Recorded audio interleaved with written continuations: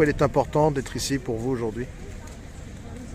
Parce que Luc Montagnier, toute sa vie, a été là pour nous tous, pour nous toutes et tous.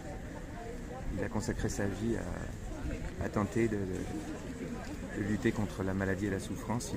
Il a fait des découvertes qui ont permis de faire reculer la maladie. Et ça a toujours été un combattant de la vie. C'est très certainement un des plus grands Français de l'histoire. Aujourd'hui, il devrait avoir des funérailles nationales.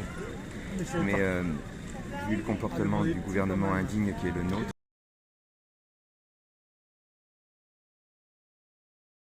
l'obligation vaccinale, on en a beaucoup débattu, c'était une option qui était sur la table, hein, vous le savez, qui d'ailleurs pouvait dépasser les clivages politiques traditionnels. Quand on parlait de contrôle et de sanctions, c'était plus ou moins automatique et c'était surtout moins que plus. Donc c'est-à-dire une obligation vaccinale, obligation sans contrôle et sans sanction, c'est pas une obligation, c'est un vœu pieux. Il fallait les attraper, sonner à la porte des gens ou faire des contrôles dans la rue aléatoires, mettre des amendes de 100 €. Est-ce qu'on peut considérer que quelqu'un qui aujourd'hui est très très éloigné des systèmes de santé ferait partie de ces dispositifs de contrôle? Probablement non. Pour celles et ceux qui sont les plus opposés, qui sont dans une forme de complotisme vis-à-vis du vaccin, pour leur mettre une amende de 100 € s'ils ont l'impression que le vaccin va transformer leur sang en une espèce de pâte molle qui va envahir leur organisme. Je grossis le trait, mais c'est parmi les choses qu'on peut voir de temps en temps.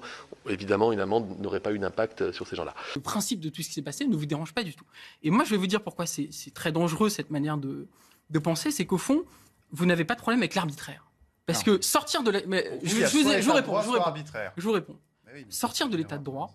L'état de droit, c'est la grande idée républicaine. C'est l'idée que le fondement du politique, c'est quoi? C'est que des citoyens ont des droits inaliénables. Et que ces droits inaliénables, personne ne peut y toucher. C'est ça. Alors c'est un mythe. C'est un mythe, bien sûr, mais c'est un mythe absolument nécessaire. C'est le fondement de la République.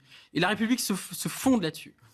L'idée de dire l'état de droit, et c'est un peu ça, c'est l'idée de Carl Schmitt, est souverain celui qui décide de l'exception. C'est ce qu'on a vu d'ailleurs.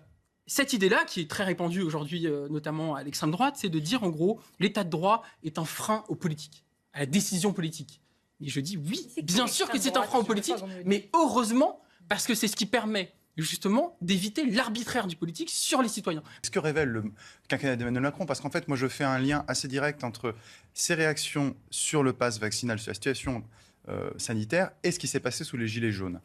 Et au fond, le pass vaccinal, peut-être qu'on le verra plus tard, répond un peu à ce qui s'est passé au moment des Gilets jaunes. C'est-à-dire qu'il y a une pulsion autoritaire. Nos élites libérales ont trouvé dans l'Est, dans la Chine, dans l'Asie, la solution à leur pulsion autoritaire. Le crédit social chinois, qui est peut-être vers quoi un jour, en tout cas je n'espère pas, nous allons aller, c'est une société de contrôle, de notation des citoyens, où la liberté n'est pas a priori, mais la liberté, au contraire, est concédée par l'État. Une liberté concédée, par définition, n'est pas une liberté. Et ils ont trouvé dans la Chine une fascination.